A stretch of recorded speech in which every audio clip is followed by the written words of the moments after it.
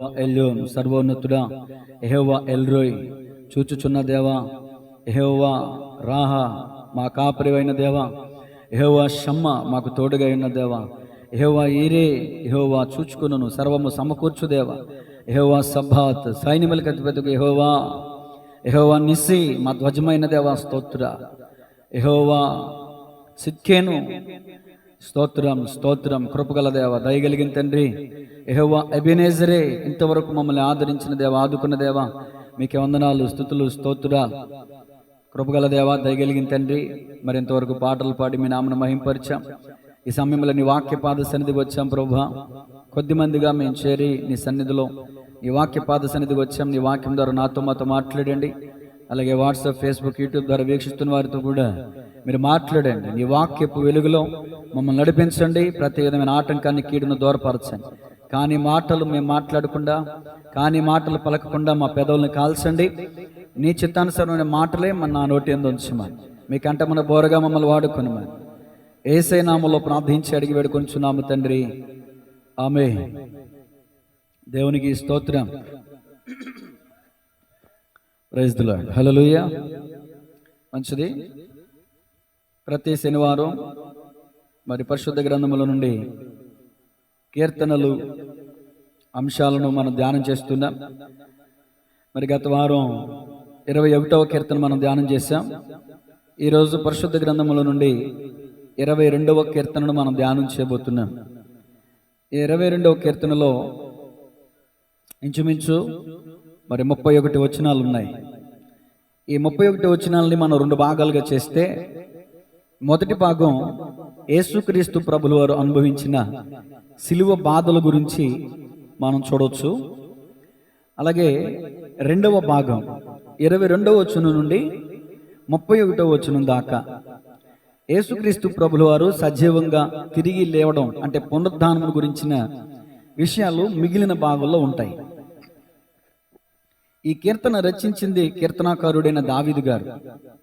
అయినప్పటికీ కూడా ఈ కీర్తనలో రచించినటువంటి పదజాలం మనం ఆలోచన చేస్తే అవి ఎంత మాత్రం దావీదు గారి జీవితంలో చూడలేదు. మనం రాజుల చరిత్రలో దావీదు గారి యొక్క జీవిత పరిశీలన మనం చేశాం. దావీదు గారి యొక్క పుట్టినప్పటి నుంచి ఆయన గొర్రెల కాపురిగా రాజ్య పరిపాలనలోకి వచ్చిన నాటి నుంచి ఆయన తుది శ్వాస విడిచిపెట్టేంత వరకు కూడా దావీదు గారి గురించి మనం ఒక్కొక్క అధ్యాయాన్ని, ఒక్కొక్క వచనాన్ని మనం ధ్యానించుకుంటూ వచ్చాం.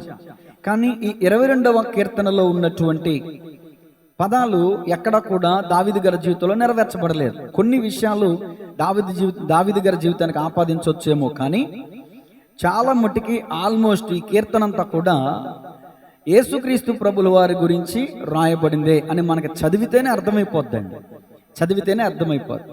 మరి కీర్తనకి మనం పెట్టుకోదగిన పేరు ఏమైనా ఉందా అని ఆలోచన చేస్తే రాసుకోండి. ప్రవచనాత్మకమైన కీర్తన. అంటే జరగక ముందు ఒక విషయాన్ని చెప్పినప్పుడు ఆ విషయం కొన్ని నెలలు, కొన్ని సంవత్సరాలు తర్వాత జరిగితే దాన్ని ఏమంటారంటే ప్రవచనం అంటారు.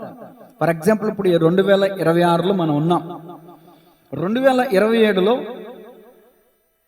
మీ జీవితంలో ఇది జరగబోతుంది అని నేను చెప్పాను అనుకోండి, అది జరిగింది అనుకోండి, దాన్ని ప్రవచనం అంటారు.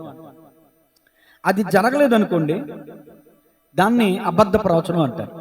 పరిశుద్ధ గ్రంథంలో మనం చూస్తే ప్రవక్తలు ప్రవచించిన ప్రవచనాలు నెరవేర్చబడిన దాఖలాలు ఉన్నాయి.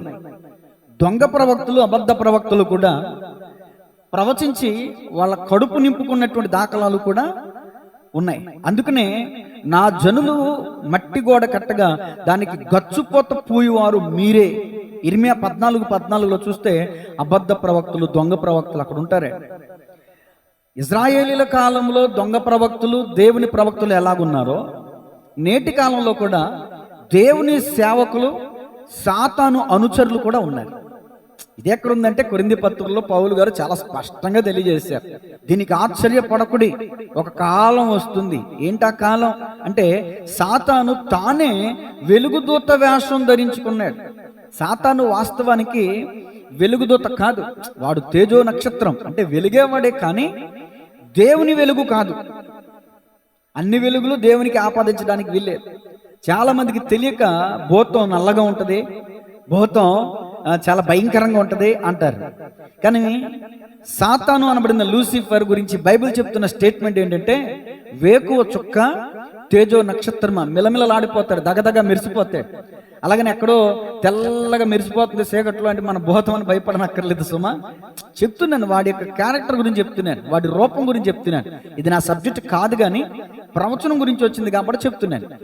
వెలుగుదూత వేషం ధరించుకున్నాడు, వాడి అనుచరులేమో నీతి పరిచారకుల వేషం ధరించారని కొరింథీ పత్రికలో పౌలు గారు చెప్పారు అంత స్పష్టంగా. కాబట్టి బైబిల్ పట్టుకుని బోధిస్తున్న ప్రతి ఒక్కడు బోధకుడు కాదు, అంటే దేవుని బోధకుడు కాదు, అంటే మంచి పాస్టర్ కాదు, ఒక నిజమైన క్రైస్తవుడు కాదు అనే విషయాన్ని గమనించాలని మాటలు తెలియజేస్తున్నాను. దేవునికి స్తోత్రం కలుగునుగాక. ఇశ్రాయేలు కాలంలో ఉన్నారు, నేటి కాలంలో సంఘ కాలంలో కూడా ఇలాంటి వాళ్ళు ఉన్నారు. అది ఇప్పుడు నేను చెప్పేటటువంటి, అంటే ఇప్పుడు మనం నేర్చుకునేటటువంటి 22వ కీర్తనలో ఈ ప్రవచనం చెప్పింది ప్రవక్త కాదు, కానీ దావీదు ఒక ప్రవక్త అని క్రొత్త నిబంధన గ్రంథంలో మనం చూస్తున్నాం. దావీదు వాస్తవానికి రాజే, కానీ దావీదుకు కృపావరాలు ఉన్నాయని బైబిల్ సెలవిస్తుంది. నేను అంటాను, ఆ కృపావరాల్లో వేసుకో, ఆ మధ్యలో ఫ్యాన్ వేసుకో, ఆ కృపావరాల్లో నేను అనుకుంటాను ఈ ప్రవక్త అనేది కూడా ప్రవక్త పనిని చేశారు. వాస్తవానికి రాజు రాజ్య పరిపాలన మాత్రమే చేయాలి. ఉజ్జియా స్థిరపడిన తర్వాత గర్వించి మనసున చెడిపోయాడు. ఏమండి, దేవుని మందిరంలో ధూపం వేయడానికి తెగించాడు. కాబట్టి అతని నొసట ఏం కలిగింది? కుష్ఠరోగం కలిగిందని మనం తెలుసుకున్నాం. మరి దావీదు మహారాజు ప్రవచనం చెప్తే మరి ఆయనకి ఏం కాలేదేంటి? దేవుడు తనకిచ్చినటువంటి కృపావరం అది.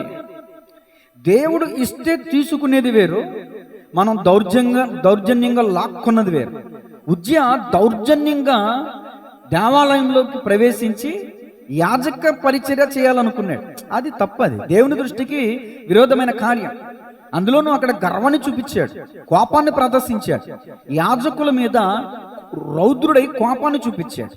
కాబట్టి తన గర్వం వల్ల, తన హృదయపు చెడుతనం వల్ల, ఒకవేళ తన ఇంటెన్షన్ మంచిదైతే, తన ఉద్దేశం మంచిదైతే, తను సమాధానకరంగా సానుకూలంగా వెళితే దేవుడు ఒకవేళ అవకాశం ఇచ్చేవాడేమో. తన ఉద్దేశం మంచిదైతే ప్రదేశం ఏదైనా పర్లేదు అన్నట్టు, తన ఉద్దేశం బాగలేదు, దేవుడు అది చూస్తాడు. మనం పైకి ధూపం వేయడానికి వెళ్ళాడు, అందుకే కుష్ఠరోగం వచ్చిందని మనం అనుకుంటాం. అక్కడ చదివే వచ్చిన కూడా అలాగే మనకు అర్థమైద్ది. కానీ తన హృదయాన్ని చూశాడు దేవుడు. తన హృదయ అంతరంగ స్థితిని బట్టి తనకి కుష్ఠరోగం కలిగిందని ఇంకా కొంచెం మనకు లోతుకి వెళ్తే అర్థమైంది. మరి దావీదు గారు కూడా ఈ 22వ కీర్తనలో మనం చూస్తే ప్రవచనం అనేది చెప్పాడు. ఆయన మొదటిగా గొర్రెల కాపరిగా పనిచేశాడు, తర్వాత ఇశ్రాయేలు రాజుగా రాజుగానే అభిషేకించబడ్డాడు. కానీ దేవుని మహాకృప ఏంటంటే అతని ద్వారా దేవుడు ఓ చక్కని ప్రవచనం, అది మామూలు ప్రవచనం కాదు, సామాన్యమైన వ్యక్తి గురించిన ప్రవచనం కాదు. ఎవరి గురించిన ప్రవచనం అంటే సర్వలోక జగద్రక్షకుడైనటువంటి యేసుక్రీస్తు ప్రభుల వారు మొదటి రాకడలో ఈ భూమి మీదకి వచ్చి ఆయన కలవరి కొండపై ఏ విధంగా శ్రమలు పొందుతాడు, ఏ విధంగా ఆయనకి వ్యతిరేకతలు వస్తాయి, అలాంటి విషయాలు, జరగని విషయాలు. అంటే ఇంచుమించు ఈ దావీదు గారి కాలం ఎంతకాలం అని ఆలోచన చేస్తే క్రీస్తు పూర్వం 1050 సంవత్సరాల్లో ఈ రాజుల పరిపాలన ప్రారంభించడం జరిగింది. ఇంచుమించు క్రీస్తు పూర్వం 1000 సంవత్సరాలు. అంటే దావీదు గారు ఈ కీర్తన రచించిన తర్వాత 1000 సంవత్సరాల తర్వాత ఆయన దావీదు గారి ద్వారా ప్రవచించబడిన ప్రవచనం యేసుక్రీస్తు ప్రభుల వారిలో నెరవేర్చబడింది. 2, 3, 4, 5 కాదు, 1000 సంవత్సరాల తర్వాత అది నెరవేర్చబడింది. అంటే ఈ ప్రవచనాన్ని మనం కొట్టివేయడానికి వీళ్ళే. ఫర్ ఎగ్జాంపుల్, ఇప్పుడు మన ఎమ్మెల్యే గారు ఉన్నారు, కామినేని శ్రీనివాసరావు గారు ఉన్నారు. ఆయన మన కోరుకొలు గ్రామానికి వస్తున్నారంటే అప్పటికప్పుడు ఇన్ఫర్మేషన్ ఎవరు, వారానికి ముందో నెలకు ముందో ఆయన ఇచ్చినటువంటి డేట్ని పాంప్లెట్లో వేస్తారు. ఇదిగో పలానా కోరుకొల గ్రామానికి మన యొక్క అధికారులు గౌరవనీయులు శ్రీ డాక్టర్ కామినేని శ్రీనివాసరావు గారు పలానా తేదీన పలానా హై స్కూల్కి పలానా అని చెప్పి ముందుగానే ఇన్ఫర్మేషన్ ఇస్తారు. ఈ పోలీసు వారు కూడా, ఈ అధికారులు కూడా అలర్ట్ అవుతారు, పలానా చోటికి మరి మన అధికారులు వెళ్తున్నారంటే ఆయనకి ప్రొటెక్షన్ ఇవ్వడం కోసం. ఏమంటే వాళ్ళు కూడా సిద్ధంగా సంసిద్ధత కలిగి ఉంటారు. కాబట్టి గమనించాలి దేవుని ప్రియ సంగమా, ఏ విధంగా పైన ఉన్నటువంటి అధికారులు వచ్చినప్పుడు మరి పోలీసు వారు ఎలాంటి జాగ్రత్తలు తీసుకుంటారో, యేసుక్రీస్తు ప్రభుల వారికి ముందుగా బాప్తిస్మం ఇచ్చి యోహాను గారు కూడా అలాగే వచ్చి అలాగే జాగ్రత్తలు పాటించారు. అలాగే ఆయన రాకడకు ముందుగా బాప్తిస్మం ఇచ్చి యోహాను గారు కూడా వచ్చి మార్గాన్ని సరళం చేసినట్లుగా మనం చూస్తున్నాం. ఒక అధికారి ఒక రోడ్డు మీద వెళ్తున్నప్పుడు ఆ రోడ్లో ఎలాంటి ట్రాఫిక్ లేకుండా ట్రాఫిక్ పోలీసు వారు ఎలాంటి నిబంధనలు, ఎలాంటి జాగ్రత్తలు అయితే తీసుకుంటారో అలాంటి జాగ్రత్త తీసుకోవడానికి బాప్తిస్మం ఇచ్చి యోహాను గారిని దేవుడు భూమి మీదకి పంపించారు. అంతకుముందే 1000 సంవత్సరాలకు ముందే దావీదు గారు ప్రవచించారు, యేసుక్రీస్తు అనే సర్వలోక జగద్రక్షకుడు ఈ భూమి మీదకి వస్తాడు, ఆయన కలవరి కొండపై నలగొట్టబడతాడు, చిత్రహింసలు చేయబడతాడు అని ఆయన ద్వారా ప్రకటించడం జరిగింది. కాబట్టి ఆ విషయాల్ని మనం నేర్చుకుందాం, ధ్యానం చేద్దాం. దేవుని స్తోత్రం చెప్పండి గట్టిగా.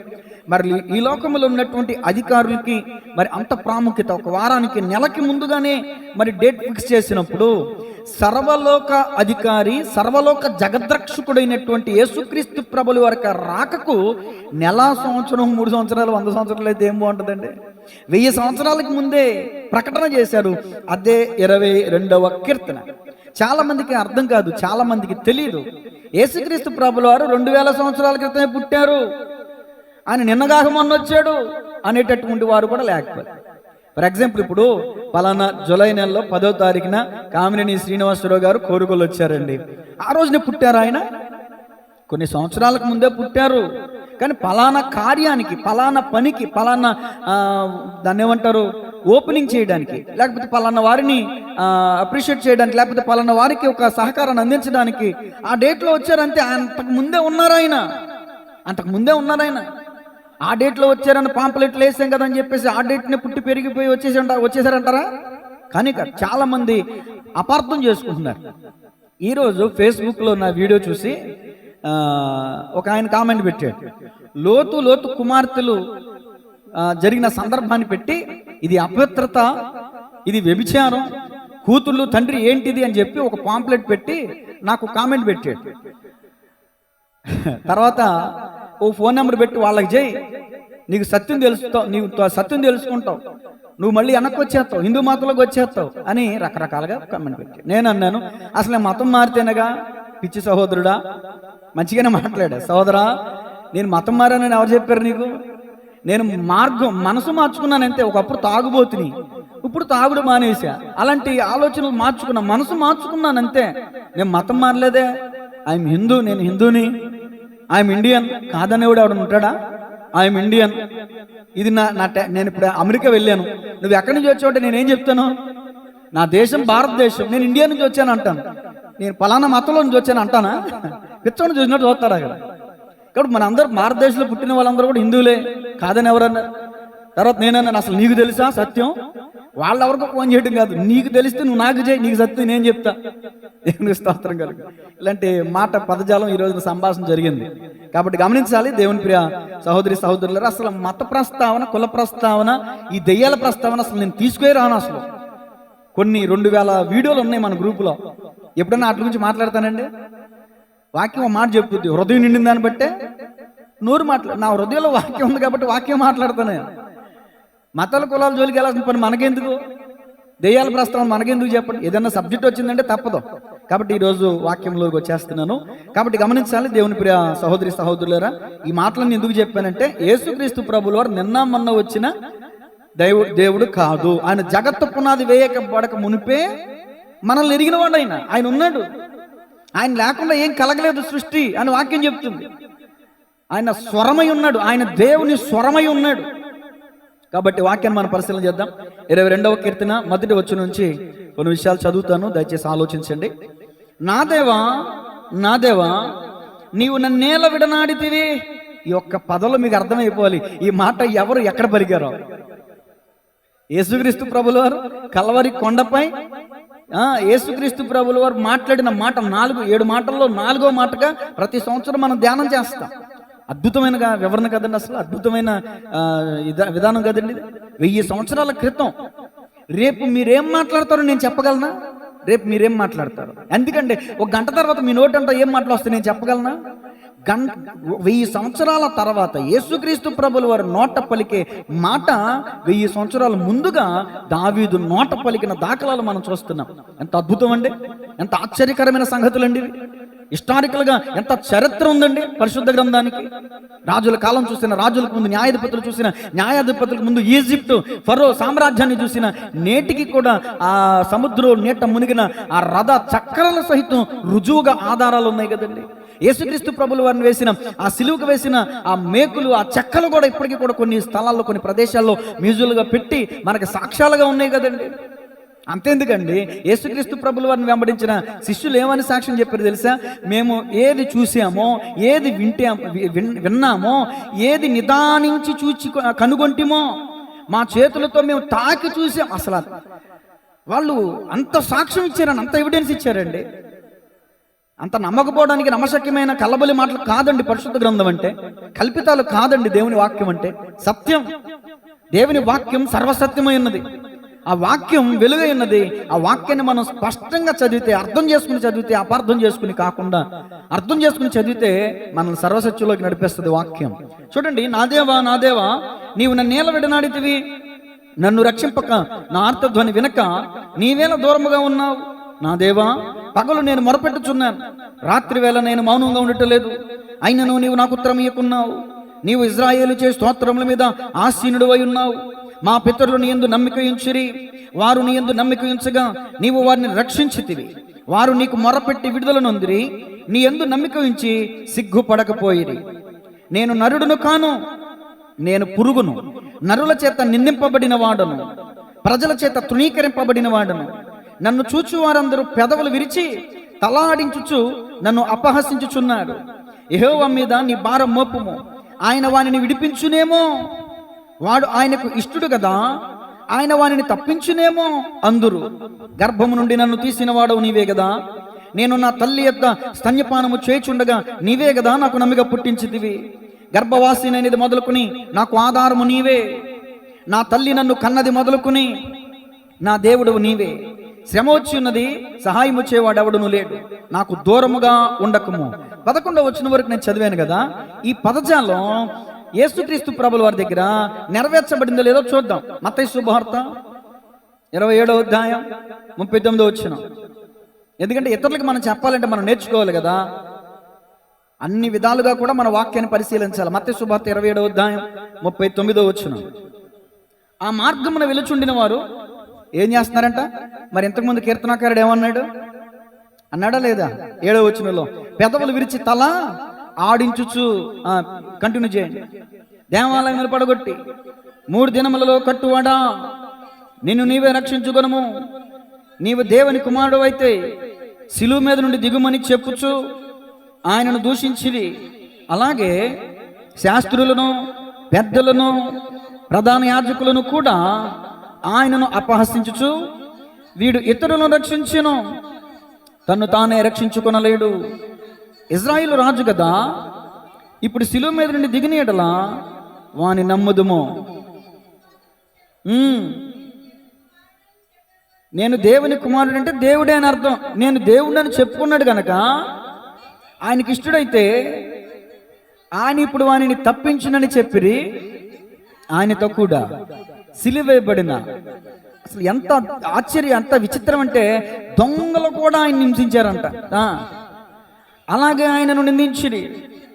మధ్యాహ్నం మొదలుకొని 3 గంటల వరకు ఆ దేశమంతటను చీకటి కమ్మను. ఈ మొదటి వచనం నుంచి ఇంతకుముందు నేను చదివిన 11వ వచనం దాకా ఈ మత్తయి సువార్తలో ఇప్పుడు నేను చదివించిన వచనాల్లో నెరవేర్పు జరిగేది. అంటే దావీదు గారి ద్వారా పలకబడిన లేఖనం, దావీదు గారి ద్వారా పలకబడిన ప్రవచనం మత్తయి సువార్త 27వ అధ్యాయం 39 వచనాల నుంచి నెరవేర్చబడిందా లేదండి?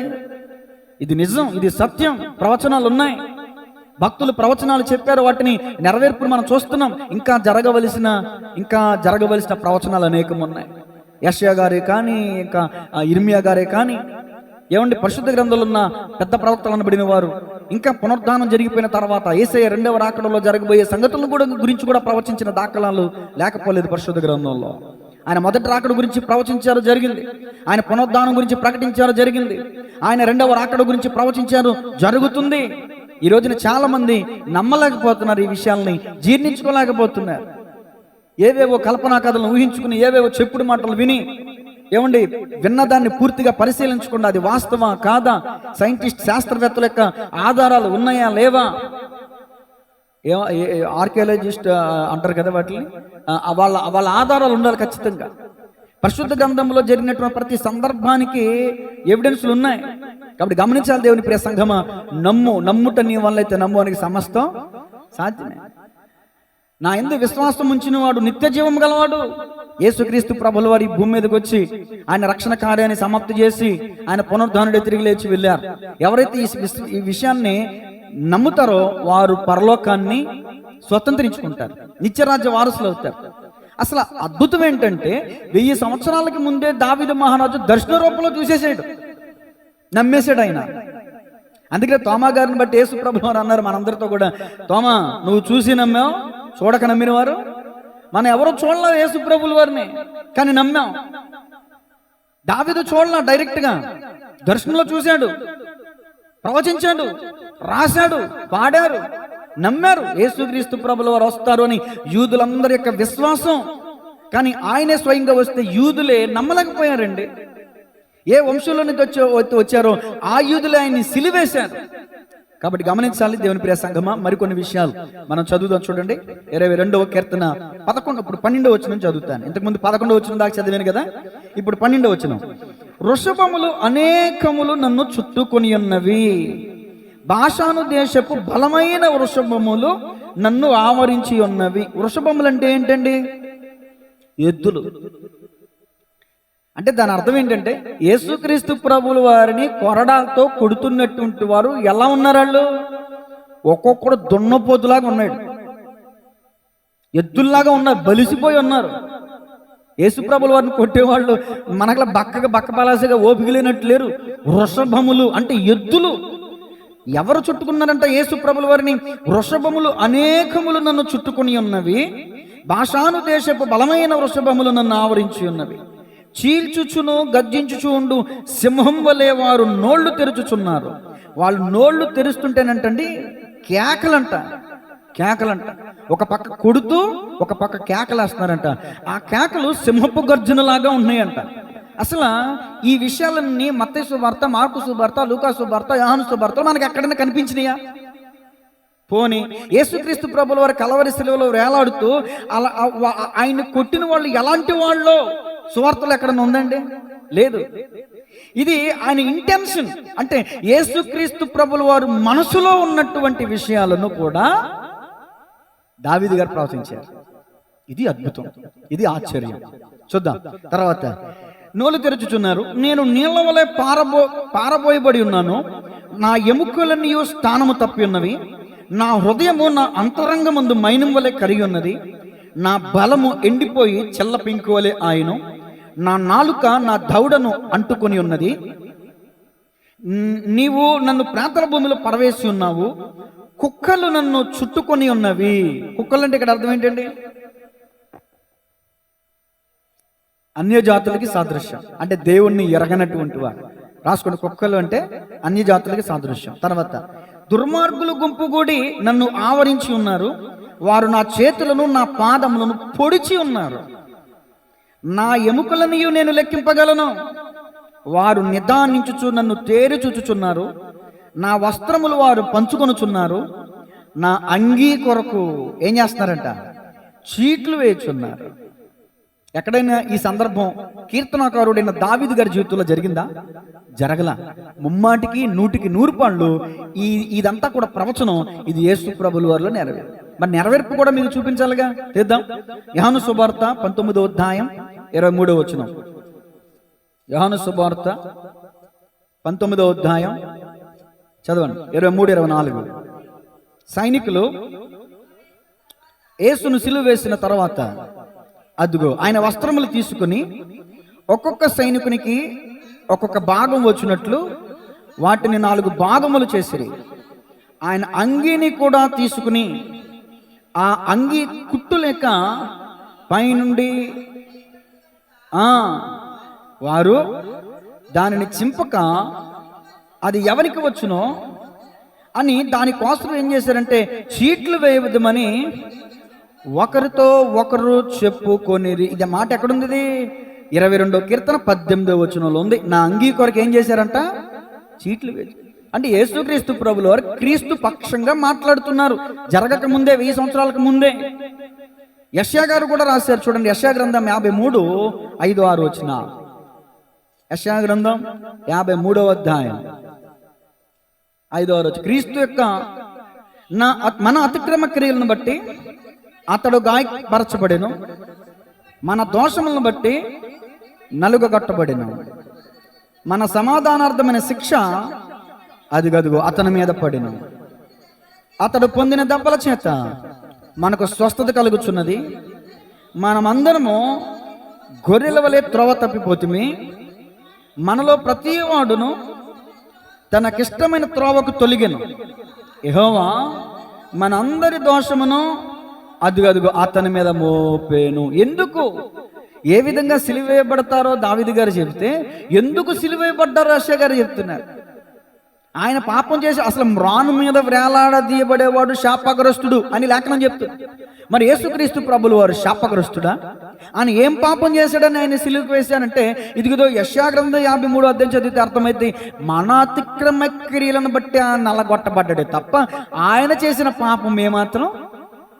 పేతురు గారు చాలా స్పష్టంగా చెప్పారు, ఆయన ఏ పాపమో చేయలేదు. యోహాను శిష్యుడు ఇంకొక మాట చెప్పాడు, ఆయనలో ఏ పాపం, ఆయన పాపం చేయలేదంటే భౌతికంగా పాపం చేయలే. ఆయనలో అంటే మనం ఆలోచనలో తలంపుల్లో ఎన్నోసార్లు పడిపోతూ ఉంటాం. నేను బయటికి తప్పు చేయకపోవచ్చు, ఆలోచనలో తప్పు చేస్తాంగా.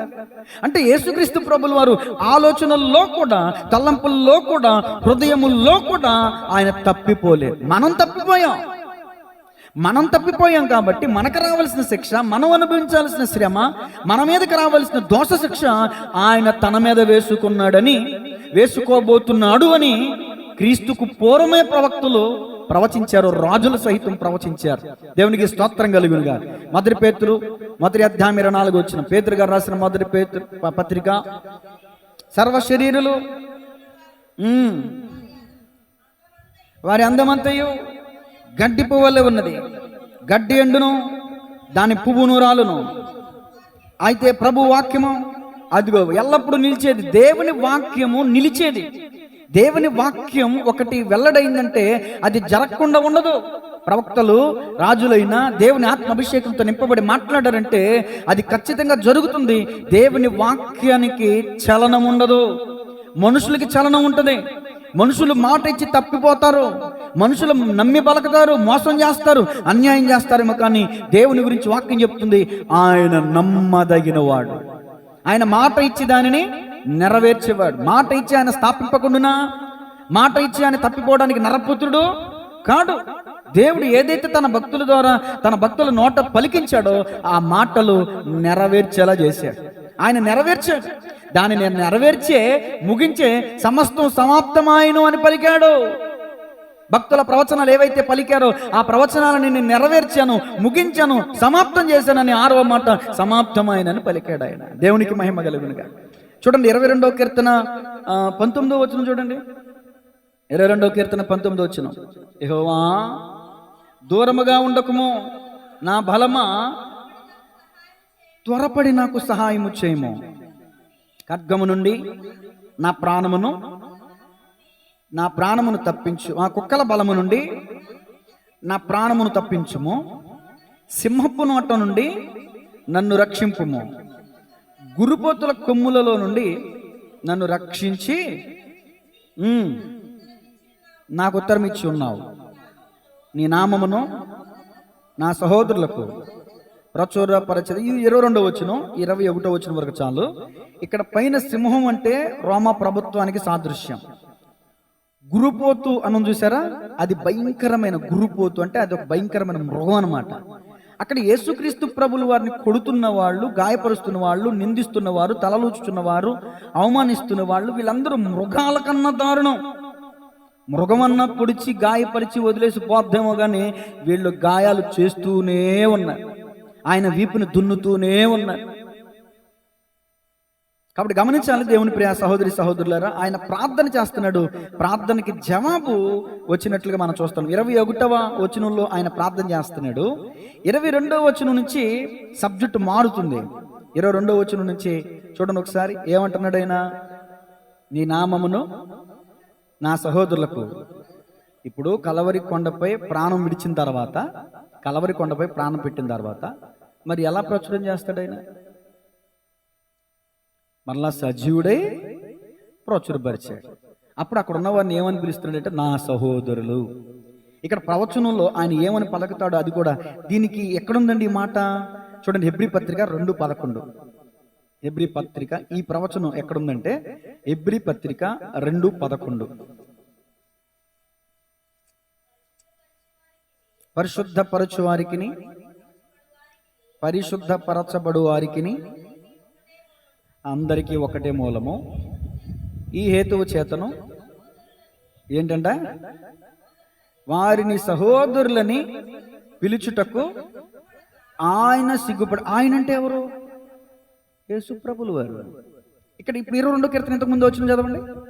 22 కీర్తన 22 వచ్చిన నీ నామమున నా అంటే ఇప్పుడు మనల్ని యేసు ప్రభులు వారు ఏమని సంబోధించడానికి సిగ్గుపడలేదు. అది ఈ ప్రవచనానికి నెరవేర్పు హెబ్రీ పత్రికలో పౌలు గారు మాట్లాడు. ఆయన సహోదరులని పిలవటానికి మనల్ని ఎంత మాత్రం సిగ్గుపడలేదంట. దేవునికి మహిమ కలుగునుగా. క్రీస్తు రక్తము ద్వారా ఆ నీళ్ళలో నుంచి, ఆ గాయముల నుంచి ఉద్భవింపచేయబడిందే సంఘం. ఒక మాటలో చెప్పాలంటే ఆయన సహోదరులని పిలవటానికి కూడా మనల్ని పిలవడానికి సిగ్గుపడలేదంట. ఆ విషయం కూడా నెరవేర్పుని మీకు చూపిస్తున్నాను. తర్వాత యోహాను సువార్త 17:26 కూడా చూడండి. యోహాను సువార్త 17వ అధ్యాయం 26వ వచనం. నీవు నా యందు ఉంచిన ప్రేమ వారి యందు ఉండునట్లును నేను వారి యందు ఉండునట్లును అదిగో నీ నామము తెలియజేసి తిని ఇంకను తెలియజేసేదనని చెప్పాను. తెలియజేసి తిని అంటే సిలువుకు ముందు, తెలియజేస్తాను అంటే సిలువుకు తర్వాత. అలా అర్థం చేసుకోవచ్చు. యేసుక్రీస్తు ప్రభులు వారు ఏమండి క్రీస్తుకు పూర్వమే దావీదు గారి ద్వారా ప్రవచించిన ప్రవచనాత్మకమైన కీర్తన మనం ధ్యానం చేస్తున్నాం. 23వ వచనం నుంచి యెహోవా యందు భయభక్తులు గల వారలారా. 22వ వచనం నుంచి మీకు ఏమని చెప్పాను? ఇప్పుడు పార్ట్ 2లోకి వచ్చాను. పార్ట్ 1 యేసుక్రీస్తు ప్రభులు వారు అనుభవించిన సిలువ బాధల గురించి, సిలువ కీర్తన అన్నమాట ఇది. ఓకేనా? 22వ వచనం నుంచి పునరుద్ధానం గురించిన విషయాలు ఉంటాయి. చూడండి, ఇప్పుడు నేను చదువుతాను, వినండి. యెహోవా యందు భయభక్తులు గల వారలారా ఆయనను స్తుతించుడి. యాకోబు వంశస్థులారా మీరందరూ ఆయనను గణపరచుడి. ఇజ్రాయేలు వంశస్థులారా మీరందరూ ఆయనకు భయపడుడి. ఎవరైతే మన కోసం కలవరి కొండపై ప్రాణం పెడతారో, నలగొట్టబడతారో, నిందించబడతారో, అవమానపరచబడతారో ఆయనకి భయపడండి, ఆయన్ని గణపరచండి, ఆయన్ని స్తుతించండి. ఆయన బాధపడు అని బాధను తృణీకరింపలేదు, దాన్ని చూచి ఆయన అసహ్యపడలేదు, అతనికి తన ముఖము దాచలేదు. వాడు ఆయనకు మొరపెట్టగా ఆయన ఆలకించెను. మహాసమాజములో నిన్ను గూర్చి నేను కీర్తన పాడేదను. ఆయన యందు భయభక్తులు గలవారి ఎదుట నా మృక్కుబడులు చెల్లించెదను. దీనులు భోజనము చేసి తృప్తి పొందెదరు. యెహోవాను వెతుకువారు ఆయనను స్తుతించెదరు. మీ హృదయములు తెప్పరిల్లి నిత్యము బ్రతుకును. అంటే పైనున్నటువంటి 23, 24 వచనాల ప్రకారం మనం జీవిస్తే 26వ వచనంలో ఏమనుంటుందంటే దీనులు భోజనం చేసి తృప్తి పొందెదరు, యెహోవాను వెతుకువారు ఆయనను స్తుతించెదరు. మీ హృదయములు తెప్పరిల్లి నిత్యము బ్రతుకును. బూదిగంతముల నివాసులందరూ జ్ఞాపకము చేసుకుని యెహోవా తట్టు తిరిగెదరు. అన్యజనులు వంశస్థులందరూ నీ సన్నిధిని నమస్కారం చేసేదరు. ఇప్పుడు మనందరం ఎవరో ఒకప్పుడు, ఇప్పుడు మరి ఆయన సన్నిధిలో నమస్కారం చేస్తున్నాం లేదా? ఈ ప్రవచనం నెరవేర్చబడిందా లేదా? అది అన్యజనుల వంశస్థులందరూ నీ సన్నిధిని నమస్కారము చేసేదరు. రాజ్యము యెహోవాదే, అన్యజనులలో ఏలువాడు ఆయనే. భూమి మీద వర్ధిల్లుచున్న వారందరూ అన్నపానములు పుచ్చుకొనుచు నమస్కారములు చేసేదరు. తమ ప్రాణము కాపాడుకొనలేక మంటిపాలకు వారందరూ ఆయన సన్నిధిని మోకరించెదరు. ఒక సంతతి వారు ఆయనను సేవించెదరు. రాబోవు తరమునకు ప్రభువును గురించి వివరింతురు. వారు వచ్చి ఆయన దీన్ని చేసినని పుట్టబోవు ప్రజలకు తెలియజేతురు. ఆయన నీతిని వారికి ప్రచురపరచుదురు. దేవునికి స్తోత్రం కలుగునుగా. ఇప్పుడు మరి ఈ వచనాల ద్వారా యేసుక్రీస్తు ప్రభుల వారు పునరుద్ధానమైన తర్వాత ఆయన 40 మందికి ఇంచుమించు 500 మందికి అగపడుచు వచ్చినని మనం అపోస్తుల కార్యాల్లో చూసాం. ఏ విధంగా వాళ్ళ నమ్మకాలని స్థిరపరిచి బలపరిచి పేతురు వంటి భక్తులను కూడా, పేతురు నీవు నన్ను ప్రేమించుచున్నావా అని ఏ విధంగా వారిని పిలిచి, వారిని సహోదరులను పిలిచి వాళ్ళతో సంప్రదించి వాళ్ళతో కలిసి భోజనం చేసి ఆ యొక్క పునరుద్ధానమైన తర్వాత జరగవలసిన కార్యములు ఏ ప్రవచనం అయితే ప్రవచించాడో దావీదు గారు దాన్ని నెరవేర్చి ముగించాడు యేసుక్రీస్తు ప్రభులు వారు. మరి ఈ వచనాల ద్వారా మనం నేర్చుకోవాలంటే ఇక్కడ దావీదు గారు కూడా మనకు ఒక లెసన్ చెప్తున్నారు. యేసుక్రీస్తు ప్రభులు వారు ఈ భూమి మీద ఉన్నప్పుడు, ఆయన మరణించినప్పుడు, పునరుద్ధానమైనప్పుడు ఆయనకు ఒక సాక్ష్యం ఉంది. ఏంటండి ఆయన సాక్ష్యం అంటే ఎబ్రీ పత్రిక 5:7. ఎబ్రీ పత్రిక 5:7. మనం ఏం నేర్చుకోవాలి ఈ రెండవ సబ్జెక్ట్ ద్వారా? అదిగో శరీరధారి అయి ఉన్న దినములలో మహారోదనముతోనూ కన్నీళ్లతోనూ తన్ను మరణం నుండి రక్షింపగలవానికి ప్రార్థనలను యాచనలను సమర్పించి భయభక్తులు కలిగి ఉన్నందున అద్దుగదుగో ఆయన అంగీకరింపబడిన. దేవునికి స్తోత్రం చెప్దాం గట్టిగా. ఇక్కడ గమనించాలి, యేసుక్రీస్తు ప్రభులో ఈ భూమి మీదకి రక్షణ కార్యాన్ని పూర్తి చేయడమే కాదు, ఒక మనిషి దేవుని పట్ల ఎలా జీవించాలి, దేవుని కోసం ఎలా బ్రతకాలి అని అనేకమైన విషయాలు మనకి మాదిరి చూపించడానికి వచ్చారు. ఈ మాట ఎక్కడుందంటే పేతురు పత్రికలో పేతురు గారే తెలియజేశారు. ఆయన దూషింపబడి బదులు దూషింపలేదు, ఆయన నోరు తెరవలేదు, గొర్రె బుచ్చు కత్తిరించు వాని ఎదుట ఎలా మౌనంగా ఉండెనో ఆయన అలా మౌనంగా ఉన్నాడు. ఎందుకంటే మనందరి కొరకు ఆయన మాదిరి ఎంచి పోయెను. అంటే మాదిరి అంటే కీర్తనకారుడు 22వ కీర్తన 21వ వచనంలో 20, 19, 18 వచనాల్లో ఈ మృగములో నుంచి నన్ను రక్షించు, ఈ వృషభముల నుంచి నన్ను రక్షించు, సింహం బారి నుంచి నన్ను రక్షించు అని ఈ ప్రార్థన ఎవరు చేశారంటే సాక్షాత్తు యేసుక్రీస్తు ప్రభుల వారే చేశారు. ఆయన శరీరధారి అయిన దినములలో తన్ను మరణం నుండి రక్షింపగలవానికి ప్రార్థనలను యాచనలను యేసుక్రీస్తు ప్రభులు వారు ప్రార్థించిన తర్వాత ఆయన అంగీకరించబడ్డాడు. 3వ దినాన లేపబడ్డాడు, సజీవంగా లేచాడు, అనేక మందికి అగపడ్డాడు. ఈ రోజున మనం కూడా ఏ విధంగా యేసుక్రీస్తు ప్రభులు వారు అంగీకరించబడ్డారో, ఏ విధంగా యేసుక్రీస్తు ప్రభుల వారు ఆరోహణమై పరలోకానికి వెళ్ళారో, మన లోకయాత్ర ముగించుకున్న తర్వాత మనము మరలా సమాధుల్లో నుంచి లేచి ఆయన్ని ఎదుర్కోవాలంటే, లేదు మనం సజీవులమై నిలిచి ఉండంగానే యేసుప్రభుల వారు రెండవ రాకడ వస్తే మనం ఆయన్ని ఎదుర్కోవాలంటే మనం ఈ భూమి మీద ఎలా జీవించాలనేది ఈ రెండవ సబ్జెక్ట్ చెప్తుంది. ఏం చెప్తుందంటే భయభక్తులు కలిగి జీవించాలి. ఏం జీవించాలంటే భయభక్తులు కలిగి జీవించాలి. అప్పుడు మనం అంగీకరించబడతాం. యేసుప్రభులు వారు అంగీకరించబడ్డారు, ఆయన ప్రార్థన అంగీకరించబడింది, ఆయన మృతుల్లో నుంచి తిరిగి లేచారు.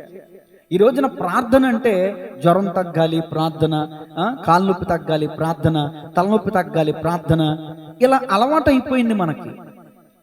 ఏవో కొన్ని సందర్భాలని, కొన్ని ఉద్దేశాలను తీసుకుని ఇక్కడ నీకు రోగం ఉంటే రా యేసయ్య దగ్గరికి, నీ రోగం తీసేస్తాడు, నీ అప్పులు తీసేస్తాడు, నీ బాధలు తీసేస్తాడు, నీ కష్టాలు తీసేస్తాడు, నువ్వు ప్రార్థన చెయ్యి అని అలవాటు చేసేసారు. సోమరిపోతులు చేసేసారు సంఘాన్ని. అసలు ప్రార్థన ఎందుకు చెయ్యాలంటే యేసుక్రీస్తు ప్రభువు ఇక్కడ ఎందుకు ప్రార్థన చేస్తున్నారు?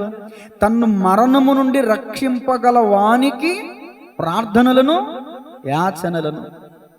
మనం ఎందుకు ప్రార్థన చేయాలంటే ప్రాముఖ్యంగా మరణం నుండి తప్పించబడాలని ప్రార్థన చేయాలి. అదేంటంటే మనం ప్రార్థన చేసేస్తే 100 ఏళ్ళు బతికేస్తామా, 1000 సంవత్సరాలు బతికేస్తామంటే ఈ భూమి మీద బతకడం గురించి కాదు నేను మాట్లాడేది. మరణము చూడక బ్రతుకు నరుడెవడు?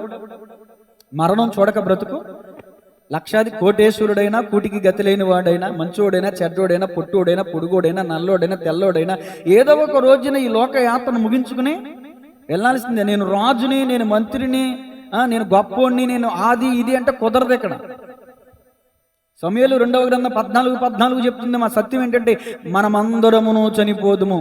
ఇది ఎవరు ఒప్పుకున్నా ఒప్పుకోకపోయినా నగ్న సత్యం. మనమందరమును ఒకరు ముందు ఒకరు వెనక, అంతే. మరి అదేంటండి మరణము నుంచి తప్పించగలవానికి మనం ప్రార్థన చేయాలని మీరే చెప్తున్నారు, మళ్ళీ మరణం నుంచి తప్పించుకోలేమని మీరే చెప్తున్నారు అని మీరు నన్ను ప్రశ్నించవచ్చు. నేను చెప్పే మరణం ఏంటంటే భౌతికమైన శారీరకమైన మరణం గురించి కాదు. ఈ భౌతిక శారీరకమైన మరణం అందరికీ వర్తిస్తుంది.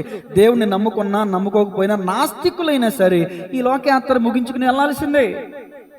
మరి ఏ మరణం నుంచి తప్పించడానికి, మనం తప్పించబడ్డానికి ప్రార్థన చేయాలంటే రెండవ మరణం. ఇది ఎక్కడుందంటే ప్రకటన గ్రంథం 21వ అధ్యాయం 22వ వచనంలో రెండవ మరణం అనే అగ్నిగుండం ఉంది. అగ్నిగుండం. ఈ అగ్నిగుండంలో ఎవరు పడతారు? నరహంతకులు పడతారు, వ్యభిచారులు పడతారు, దొంగలు పడతారు, వేషధారులు పడతారు. చాలా మంది బ్యాచ్ ఉంది అక్కడ. ఆ అగ్నిగుండానికి వెళ్ళే బ్యాచ్, చాలా బ్యాచ్ ఉంది. పిరికివారు, అవిశ్వాసులు, అసహ్యులు, నరహంతకులు, వ్యభిచారులు, మాంత్రికులు, అబద్ధికులు అందరూ అగ్నిగంధకములతో మండు గుండములో పాలు పొందుదురు. ఇది రెండవ మరణం. రెండవ మరణం అనబడినటువంటి అగ్నిగుండం నుంచి తప్పించబడ్డానికి మనం ప్రార్థన చేయాలి. ప్రార్థన చేస్తాం, జ్వరం తగ్గిపోయింది, మళ్ళీ రాదా జ్వరం? ప్రార్థన చేస్తాం, తలనొప్పి తగ్గిపోయింది, మళ్ళీ తలనొప్పి రాదా? ఈ శరీరం ఉన్నంత వరకు రోగాలు వస్తూ ఉంటే పోతాయి. రోగాలు పుట్టినవి, షుగర్లు, ఇప్పుడు దీర్ఘకాలిక వ్యాధులు వచ్చినాయి, థైరాయిడ్, షుగరు. షుగర్లో రకరకాలు ఉన్నాయి. బ్లడ్ షుగర్ అంట, ఇవంట, మైగ్రేన్, తలకాయ నొప్పి. మైగ్రేన్ వచ్చిందంటే తప్పదు. సయాటిగా ఈ మోకాలు నొప్పి, నడు నొప్పులు వచ్చినట్టే తక్కువ. ఇక జీవితకాలం దాంతోపాటు మనం సహజీవనం, ఒకప్పుడు కరోనాతో సహజీవనం చేయాల్సిందే అన్నారు చూడండి. ఒకప్పుడు కొన్ని రోగాలు వచ్చినాయి అంటే మనం సత్యంత వరకు వాటితో ప్రయాణం చేయాల్సిందే. మరి వాటి పరిస్థితి ఏంటి? ప్రార్థన చేస్తే ఏ రోగమైనా తగ్గిపోద్దని నేను బోధిస్తున్నాను అనుకోండి, అది బోధ అబద్ధమైతే నిజమైద్దా? అబద్ధమే అయింది. ఒకరిని మోసం చేయడానికి, ఏదో ఒకరిని మభ్య పెట్టడానికి చెప్పే మాటలు అవి. ఆరోగ్యం బాగోకపోతే హాస్పిటల్కి వెళ్ళాలా, మెడిసిన్ తీసుకోవాలి, ఇంజక్షన్ చేయించుకోవాలా, కోర్సు వాడాలా, జాగ్రత్తలు తీసుకోవాలా, డైట్ ఫాలో అవ్వాలా. ఇవన్నీ చేస్తే కానీ రోగం తగ్గదు కదా. అలాగని ప్రార్థన చేద్దాన్ని నేను చెప్పట్లా. మనిషి కృషి ఉండాలి, దేవుని కృప ఉండాలి. విశ్వాస సహితమైన ప్రార్థన రోగిని ఏం చేస్తుంది? స్వస్థపరుస్తుంది. ఇది మన మధ్యలో జాబిల్లో ఉందండి, ఆపరేషన్ చేయాలన్నారు చెవికి. తల్లిగారు బాప్తిసం తీసుకున్నారు. ఆ రోజు రాత్రి ఆమెకి దర్శనం వచ్చింది. తల్లి కూడా కాదు, పిల్లకే చెవిలో నుంచి రక్తం గారినట్టు. తల్లికి ఏదో డౌట్ వచ్చింది, హాస్పిటల్కి తీసుకెళ్ళింది. రిపోర్ట్ తీస్తే మొదటి రిపోర్ట్ వేరు, రెండో రిపోర్ట్ వేరు, చాలా డిఫరెంట్. అమ్మ ఆపరేషన్ అక్కర్లేదు, తీసుకెళ్ళిపో అమ్మాయి అన్న. 2 చెవులు పనిచేస్తున్నాయి చక్కగా స్పష్టంగా. మరి స్వస్థపడలేదా? మన కళ్ళ ముందు ఎంతో మంది ఎన్నో విషయాల్లో మనం ప్రార్థన చేసినప్పుడు కలగట్లేదా? అలాగని నేను ఆరోగ్యం కోసం ప్రార్థన చేయొద్దని చెప్పట్లా. ఆరోగ్యం కొరకు ప్రార్థన చేయాలి, ఆరోగ్యం కోసమే ప్రార్థన చేయకూడదు. ఈ భూమి మీద బతకడం కోసమే ప్రార్థన చేయకూడదు. చచ్చిపోయిన తర్వాత బతకడానికి నిత్యము దేవునితో కలిసి సదాకాలము మనము ప్రభుతో కూడా ఉందుము. తెస్సలోనికీ పత్రికలో పౌలు గారు చెప్పారు ఈ మాట, సదాకాలం ప్రభుతో మనం ఉండటానికి ప్రార్థన చేయాలి. కీర్తన 34:11 చూడండి. కీర్తన 34:11. పిల్లలారా మీరు వచ్చి నా మాట వినుడి, యెహోవా యందు భయభక్తులు మీకు నేర్పెదను. బ్రతకగోరువాడవి నేను ఉన్నాడా? మేలు నొందుచు అనేక దినములు బ్రతకగోరువాడెవడైనా ఉన్నాడా? చెడ్డ మాటలు పలకకుండా నీ నాలుకను, అదిగో కపటమైన మాటలు పలకకుండా నీ పెదవులను కాచుకొనుము. కీడు చేయటం మాని మేలు చేయము, సమాధానమును వెతికి దానిని వెంటాడుము. చాలు. మనం మేలు పొందుకుంటూ అనేక దినములు సుఖ సంవత్సరంతో గడుచు జీవనం మనం జీవించాలంటే భూమి మీద బతుకుండగా మనం ఏం చేయాలో చక్కని ఇన్ఫర్మేషన్ ఇచ్చాడు ఇక్కడ. నెంబర్ 1, దేవుని యందు భయభక్తులు కలిగి ఉండాలి. దేవుని భయం కలిగిన వాడు తప్పు చేయడు. దేవుని యందు భక్తి కలిగినటువంటి వాడు. ఈ రోజున భక్తి అంటేనండి ఫ్యాషన్ అయిపోయింది. ఒకప్పుడు భక్తి అంటే రోషం కలిగి భక్తి చేసేవారు. సావనైనా సత్తం కానీ నీకు మొక్కం అనేవాళ్ళు అప్పుడు. ఇప్పుడు అలాలే, ఎక్కడ అద్భుతం జరిగితే అక్కడ మొక్కేస్తాం. అలా అయిపోయింది పరిస్థితి. ఇంకొకటి, భక్తుల ఫ్యాషన్ అనే మాట ఎందుకన్నానంటే, ఆనాటి భక్తులు కష్టపడ్డారు, శ్రమపడ్డారు, శ్రమలను ఓర్చుకున్నారు. తలలో తెగవేయబడిన బతుకుండగా చర్మం ఒలిచేసిన తట్టుకున్నారు, ఓర్చుకున్నారు. ఈనాటి భక్తులకి భక్తి ఒక లగ్జరీ అయిపోయింది, భక్తి ఒక ఫ్యాషన్ అయిపోయింది. భక్తిలో కూడా సుఖాన్ని చూసుకునేటటువంటి వాళ్ళు తయారైపోయారు. భక్తి అనేది నీకు నచ్చింది చేసేది కాదు భక్తి అంటే. దేవుడు చెప్పింది చేయటం భక్తి అంటే. అబ్రహ్మ అక్కడికి వెళ్ళు, ఆ చిత్తం ప్రభువా. అబ్రహ్మ అనే బిడ్డను బలిచి, ఆ చిత్తం ప్రభువా. అది భక్తి అంటే. మనకు నచ్చింది చేయటం కాదు, అసలు వాక్యం చదవం మనం. ఇది తప్పని తెలిసిన తర్వాత దాన్ని వదిలిపెట్టాం, మనం దాన్నే పట్టుకుని వెళ్ళాడతాం. పరలోకానికి ఎలా వెళ్తాం ఇక మనం? అందుకనే పౌలు గారు అన్నారు, ఈ లోకములో బ్రతుకు మట్టుకు మనం దేవుని నమ్ముకున్న వారమైతే వ్యర్థులము దౌర్భాగ్యులం అన్నాడు. ఈ లోకములో జీవనోపాధి కోసమో లేకపోతే ఈ లోకం మట్టుకు మాత్రమే మనం భక్తిని ఆశ్రయిస్తే చేస్తే మాత్రం దానంత దౌర్భాగ్యం మరొకటి లేదంటే. అప్పుడు గమనించాలి దేవుని ప్రియ సహోదరి సహోదరులారా, యేసుక్రీస్తు ప్రభులు వారు ఆయన తన రక్తం కార్చి ప్రాణం పెట్టారు. ఆయన నలగొట్టబడ్డాడు, ఆయన చిత్రహింసలు చేయబడ్డాడు, నిందించబడ్డాడు, అవమానించబడ్డాడు, దూషించబడ్డాడు, హేళన చేయబడ్డాడు, ఉమ్మివేయబడ్డాడు, ఆయన పిడిగుద్దులు గుద్దారు, రకరకాలుగా ఆయన హింసించారు. మనం ఈ రోజున భక్తి జీవితంలో చూస్తే ఆయన చిత్రహింసలు అనుభవించినంతలో కొంత కాదు కదా, ఈసమంతైనా 0.01% కూడా మనం అనుభవించలేదు. ఈ మాట ఎక్కడుంది? ఎబ్రీ పత్రిక 12వ అధ్యాయం, ఎబ్రీ పత్రిక 12వ అధ్యాయం 1 నుంచి 4 వచనాలు చదువుతా చూడండి. ఇంత గొప్ప సాక్షి సమూహము మేఘము వలె మనలను ఆవరించి ఉన్నందున మనము కూడా ప్రతి భారమును సులువుగా చిక్కులు పెట్టు పాపమును విడిచిపెట్టి విశ్వాసమునకు కర్తయు దానిని కొనసాగించువాడునైన యేసు వైపు చూచుచు మన ఎదుట ఉంచబడిన పందెములో ఓపికతో పరిగెత్తుదము. ఆయన తన ఎదుట ఉంచబడిన ఆనందము కొరకై అవమానమును నిర్లక్ష్య పెట్టి, అదిగోండి సిలువను సహించి అవమానాన్ని నిర్లక్ష్య పెట్టాడంట అండి ఆయన. ఈ రోజున ఎవరన్నా చర్చికి వస్తుంటే నువ్వు కూడా తయారయ్యేవా బైబిల్ ఇచ్చుకుని అన్నారనుకో, ఎవరైనా మందిరానికి కొత్త మానేస్తున్నారు. ఈ రోజు అవమానాన్ని నిర్లక్ష్య పెట్టడం ఏంటి అంటే అనుకో నీ నీ నీ మాట నీ నిందలు నీ మాటలు నా పని నాది.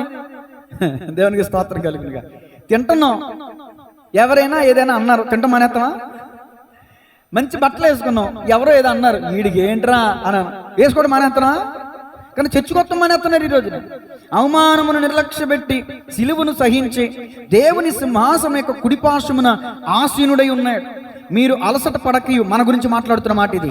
మీరు అంటే మనమే, మీరు అలసట పడకయు, భక్తి విషయంలో మనకి అలసట అనేది మనం పడట్లేదంట.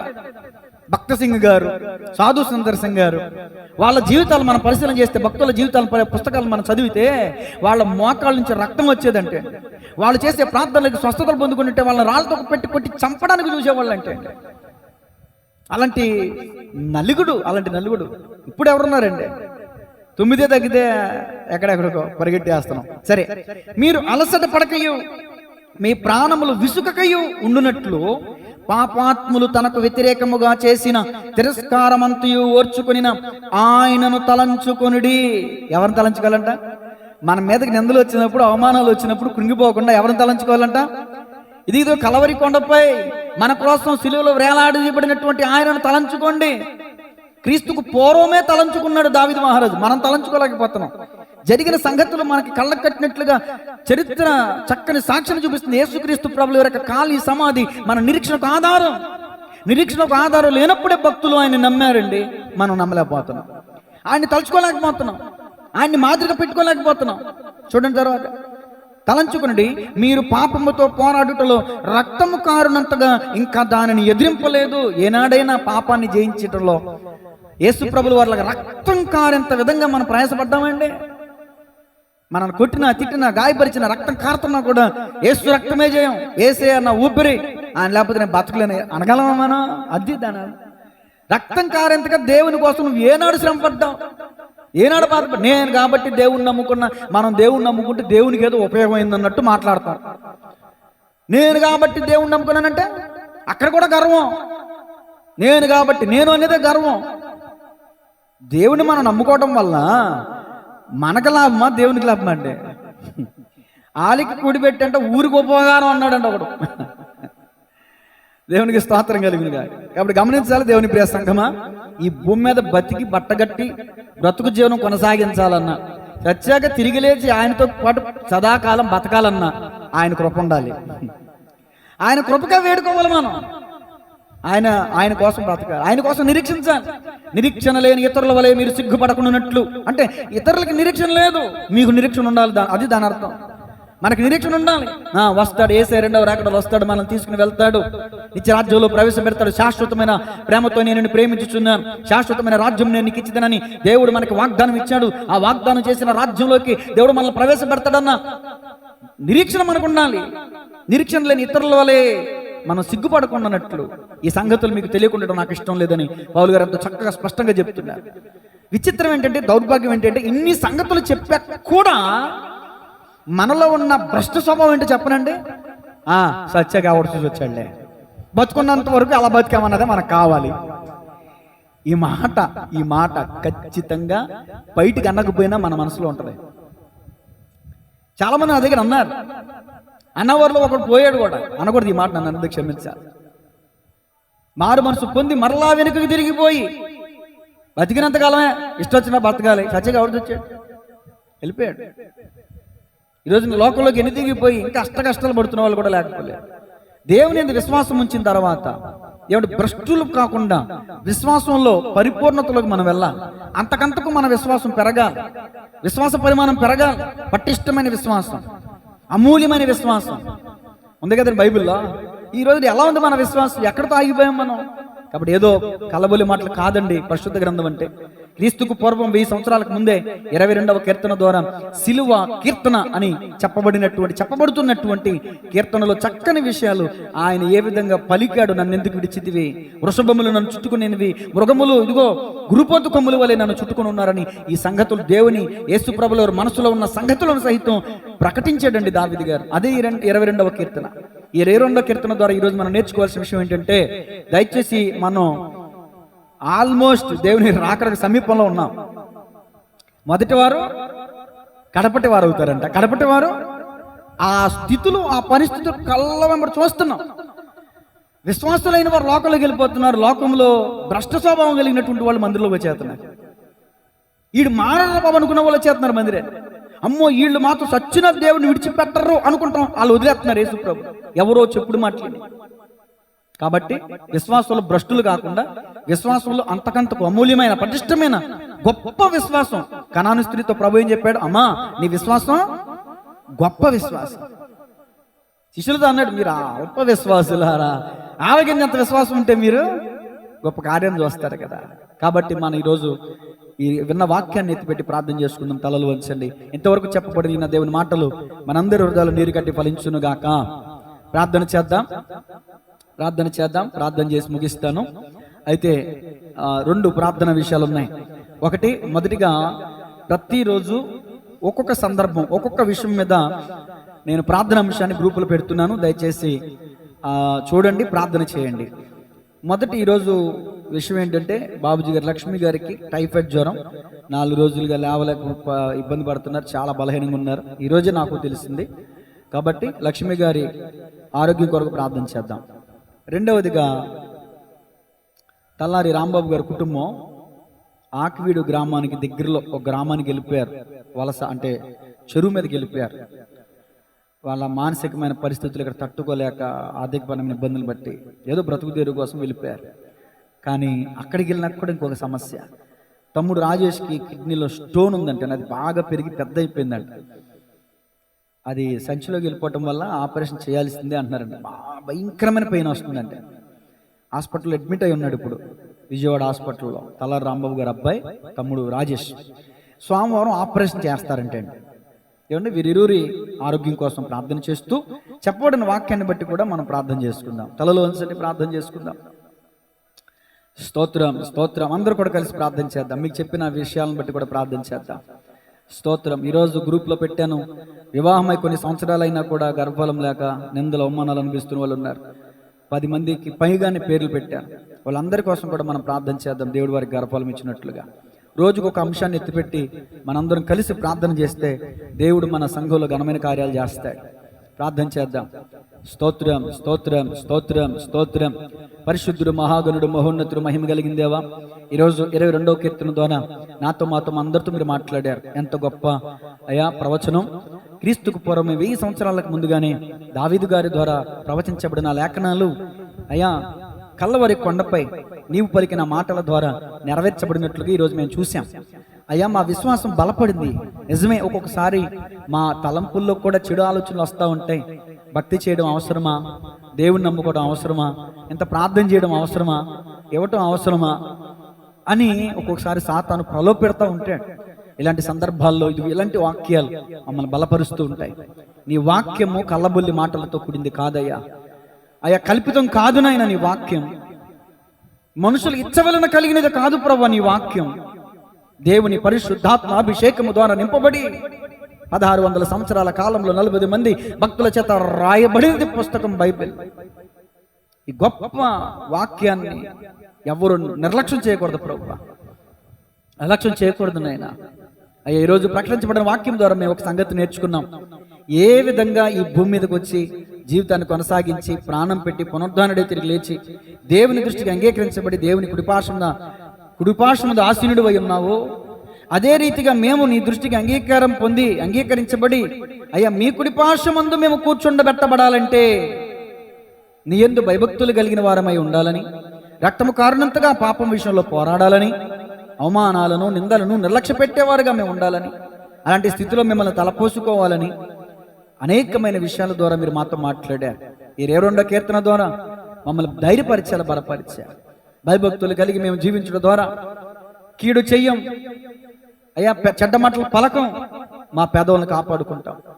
అప్పుడే సుఖ జీవితాన్ని మేము కొనసాగించగలుగుతాం. సుఖ జీవనంతో గడుచు సంవత్సరములు మా జీవితంలో మేము చూడగలుగుతాం. ఈ రోజున అనేక మంది చూడలేకపోతున్నారు. కారణం ఏంటంటే వారి పెదవుల ద్వారా మాట్లాడే మాటలే.